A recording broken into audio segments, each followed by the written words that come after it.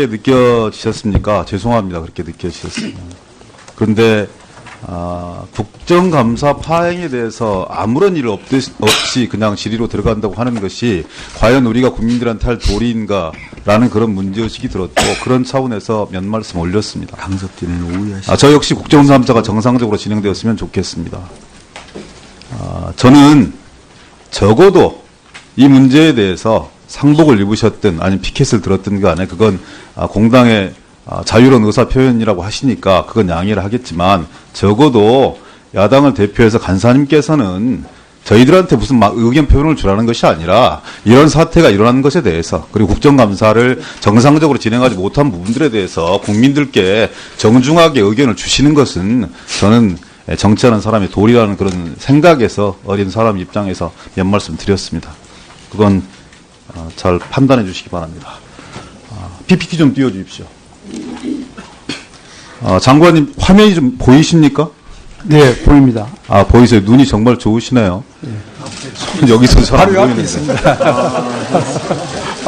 예, 쪼크였습니다. 네. 치매 걱정 없는 나라를 만들겠습니다. 그리고 치매 등급 기준 완화로 치매 장기 요양보험 적용 확대하겠습니다. 이렇게 의견을 주셨어요. 국공립 치매 요양시설 확대하겠다라는 말씀도 주셨습니다.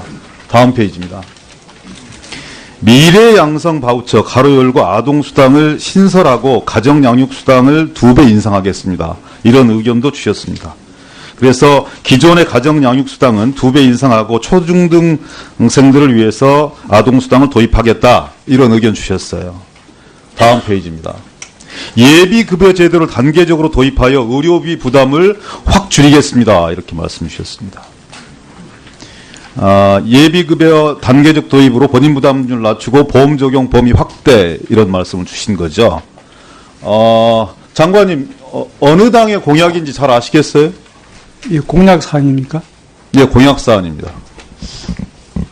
제가 뭐 각 당의 정당의 그 공약을 다 보진 않았는데 혹시 민주당 공약하고 아주 유사한데 보건과 복지의 영역이 그렇게 크게 차이가 없어요. 그래서 이건 자유한국당 의원님들께서 홍준표 후보가 자유한국당 의원님들이 견해를 취합해서 그리고 여기 앉아 계신 보건복지위원 의원님들의 의견들을 취합해서 내건 자유한국당의 대선 공약이었습니다.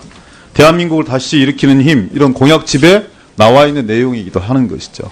그래서 제가 말씀드리고자 하는 부분들은 본질적으로 자유한국당이나 아니면 더불어민주당이나 보건과 복지의 영역에 있어서 가고자 하는 방향성이 크게 다르지 않다. 이런 부분을 먼저 확인드리려고 드리는 말씀입니다.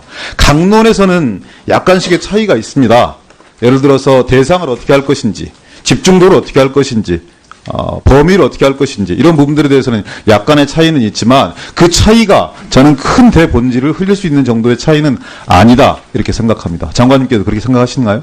예, 뭐 우리나라 복지 정책에 대해서는 그렇게 다르진 않습니다. 조금의 그 속도 차이, 범위의 차이 정도이지 방향성은 다 비슷하다고 저는 생각을 하고 있습니다. 그래서 저는 이러저러한 견해 차이가 있음에도 불구하고 건강보험 보장성 강화라든지 아동수당 도입이라든지 기초연금의 확대라든지 이런 부분들은 확고하게 이제 우리나라가 복지국가로 가야 되는 것이다 라는 것에 대한 국민적 합의인 것이고 그 국민적 합의를 정치권이 대선을 통해서 서로 확인한 것이다 이렇게 생각합니다. 그래서 큰 방향에 합의했으면 이제 그 방향을 좀 더 충실하게 과정을 밟고 소통을 잘해서 현실화시켜내는 것들이 우리의 당면한 과제이고 목표다 이런 말씀을 드리고요. 다만 진행 과정에서 야당 의원님들 많은 말씀 주셨고 그리고 건보공단 이사장님도 주셨지만 재정 추계 이런 부분들이 좀 잘 세밀하게 되었으면 좋겠다라는 의견을 주셨어요. 재원대책도 몇몇 부분은 좀 더 보강되었으면 좋겠다 이런 의견도 주셨습니다. 그래서 다음 PPT 보시죠. 많은 분들이 고민하시고 있는 내용이기도 하고 상식적인 내용이기도 합니다. 그래서 건강보험 보장성 강화를 위해서 재원 마련은 어떻게 할 것이냐. 제가 누차 말씀드렸던 내용이기도 한데 구체적인 수치로 한 번만 확인을 해볼게요.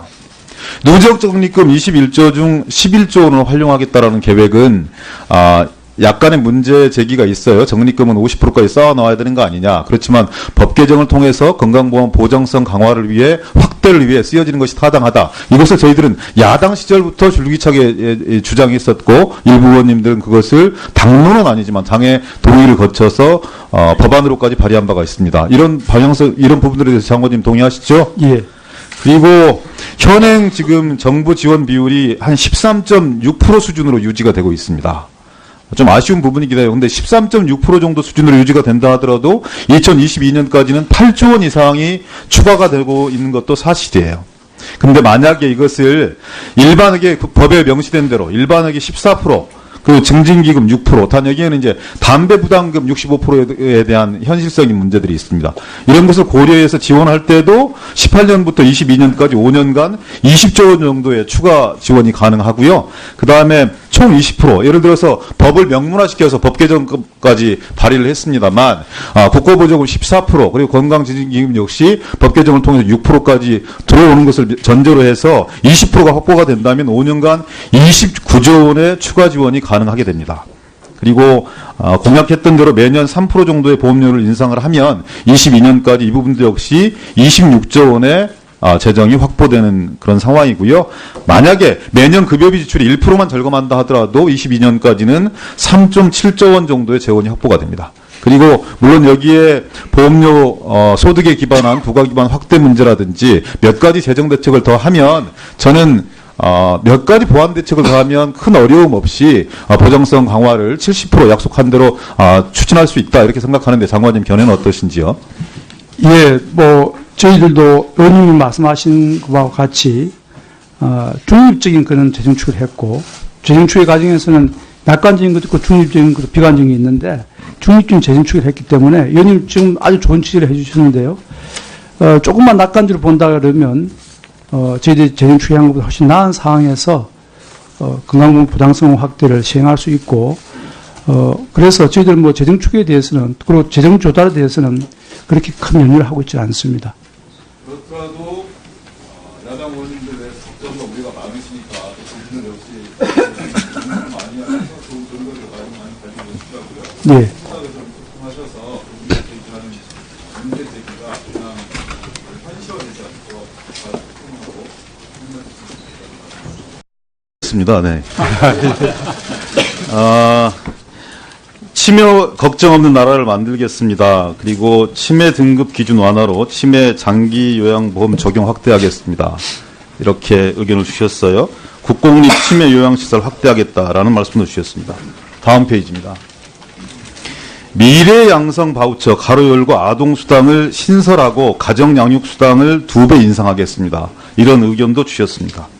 그래서 기존의 가정양육수당은 2배 인상하고 초중등생들을 위해서 아동수당을 도입하겠다. 이런 의견 주셨어요. 다음 페이지입니다. 예비급여 제도를 단계적으로 도입하여 의료비 부담을 확 줄이겠습니다. 이렇게 말씀 주셨습니다. 예비급여 단계적 도입으로 본인 부담률 낮추고 보험 적용 범위 확대 이런 말씀을 주신 거죠. 장관님 어느 당의 공약인지 잘 아시겠어요? 이 공약 사항입니까? 예, 공약 사안입니다. 제가 각 당의 정당의 그 공약을 다 보진 않았는데 혹시 민주당 공약하고 아주 유사한데 보건과 복지의 영역이 그렇게 크게 차이가 없어요. 그래서 이건 자유한국당 의원님들께서 홍준표 후보가 자유한국당 의원님들이 견해를 취합해서 그리고 여기 앉아 계신 보건복지위원 의원님들의 의견들을 취합해서 내건 자유한국당의 대선 공약이었습니다. 대한민국을 다시 일으키는 힘 이런 공약집에 나와 있는 내용이기도 하는 것이죠. 그래서 제가 말씀드리고자 하는 부분들은 본질적으로 자유한국당이나 아니면 더불어민주당이나 보건과 복지의 영역에 있어서 가고자 하는 방향성이 크게 다르지 않다. 이런 부분을 먼저 확인드리려고 드리는 말씀입니다. 강론에서는 약간씩의 차이가 있습니다. 예를 들어서 대상을 어떻게 할 것인지, 집중도를 어떻게 할 것인지, 범위를 어떻게 할 것인지 이런 부분들에 대해서는 약간의 차이는 있지만 그 차이가 저는 큰 대본질을 흘릴 수 있는 정도의 차이는 아니다. 이렇게 생각합니다. 장관님께도 그렇게 생각하시나요? 예, 우리나라 복지 정책에 대해서는 그렇게 다르진 않습니다. 조금의 그 속도 차이, 범위의 차이 정도이지 방향성은 다 비슷하다고 저는 생각하고 있습니다. 그래서 저는 이러저러한 견해 차이가 있음에도 불구하고 건강보험 보장성 강화라든지 아동수당 도입이라든지 기초연금의 확대라든지 이런 부분들은 확고하게 이제 우리나라가 복지국가로 가야 되는 것이다라는 것에 대한 국민적 합의인 것이고, 그 국민적 합의를 정치권이 대선을 통해서 서로 확인한 것이다, 이렇게 생각합니다. 그래서 큰 방향에 합의했으면 이제 그 방향을 좀 더 충실하게 과정을 밟고 소통을 잘해서 현실화시켜내는 것들이 우리의 당면한 과제이고 목표다, 이런 말씀을 드리고요. 다만 진행 과정에서 야당 의원님들 많은 말씀 주셨고, 그리고 건보공단 이사장님도 주셨지만 재정 추계 이런 부분들이 좀 잘 세밀하게 되었으면 좋겠다라는 의견을 주셨어요. 재원 대책도 몇몇 부분은 좀 더 보강되었으면 좋겠다, 이런 의견도 주셨습니다. 그래서 다음 PPT 보시죠. 많은 분들이 고민하시고 있는 내용이기도 하고 상식적인 내용이기도 합니다. 그래서 건강보험 보장성 강화를 위해서 재원 마련은 어떻게 할 것이냐, 제가 누차 말씀드렸던 내용이기도 한데 구체적인 수치로 한 번만 확인을 해볼게요. 누적 적립금 21조 중 11조 원을 활용하겠다라는 계획은 약간의 문제 제기가 있어요. 적립금은 50%까지 쌓아놔야 느껴지셨습니까? 죄송합니다. 그렇게 느껴지셨습니다. 그런데 국정감사 파행에 대해서 아무런 일 없이 그냥 질의로 들어간다고 하는 것이 과연 우리가 국민들한테 할 도리인가라는 그런 문제의식이 들었고, 그런 차원에서 몇 말씀 올렸습니다. 강석진은 오해하시죠. 저 역시 국정감사가 정상적으로 진행되었으면 좋겠습니다. 저는 적어도 이 문제에 대해서 상복을 입으셨든 아니면 피켓을 들었든 간에 그건 공당의 자유로운 의사 표현이라고 하시니까 그건 양해를 하겠지만, 적어도 야당을 대표해서 간사님께서는 저희들한테 무슨 의견 표현을 주라는 것이 아니라 이런 사태가 일어난 것에 대해서, 그리고 국정감사를 정상적으로 진행하지 못한 부분들에 대해서 국민들께 정중하게 의견을 주시는 것은 저는 정치하는 사람의 도리라는 그런 생각에서 어린 사람 입장에서 몇 말씀 드렸습니다. 그건 잘 판단해 주시기 바랍니다. PPT 좀 띄워주십시오. 장관님 화면이 좀 보이십니까? 네, 보입니다. 보이세요. 눈이 정말 좋으시네요. 손 여기서 잘 안 보이는데. 예. 쪼크에서 하는 거 아니냐. 그렇지만 법 개정을 통해서 건강보험 보장성 강화를 위해, 확대를 위해 쓰여지는 것이 타당하다. 이것을 저희들은 야당 시절부터 줄기차게 주장했었고, 일부 의원님들은 그것을 당론은 아니지만 당의 동의를 거쳐서 법안으로까지 발의한 바가 있습니다. 이런 방향성, 이런 부분들에 대해서 장관님 동의하시죠? 예. 그리고 현행 지금 정부 지원 비율이 한 13.6% 수준으로 유지가 되고 있습니다. 좀 아쉬운 부분이긴 해요. 근데 13.6% 정도 수준으로 유지가 된다 하더라도 2022년까지는 8조 원 이상이 추가가 되고 있는 것도 사실이에요. 근데 만약에 이것을 일반하게 법에 명시된 대로 일반하게 14%, 그 증진기금 6%, 단 여기에는 이제 담배 부담금 65%에 대한 현실적인 문제들이 있습니다. 이런 것을 고려해서 지원할 때도 18년부터 22년까지 5년간 20조 원 정도의 추가 지원이 가능하고요. 그 다음에 총 20%, 예를 들어서 법을 명문화시켜서 법 개정까지 발의를 했습니다만, 국고보조금 14%, 그리고 건강증진기금 역시 법 개정을 통해서 6%까지 들어오는 것을 전제로 해서 20%가 확보가 된다면 5년간 29조 원의 추가 지원이 가능하게 됩니다. 그리고 공약했던 대로 매년